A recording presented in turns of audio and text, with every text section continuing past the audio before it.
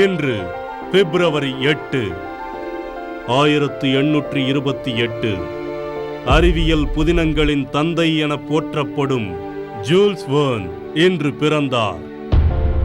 1904 Russia Japan யுத்தம் அதிகாரப்பூர்வமாக ஆரம்பமானது. 1916 ஜவஹர்லால் நேருவிற்கும் செல்வந்தரான ஜவஹர் முல் மகளான கமலாவிற்கும் புதுடில்லியில் திருமணம் நடந்தது.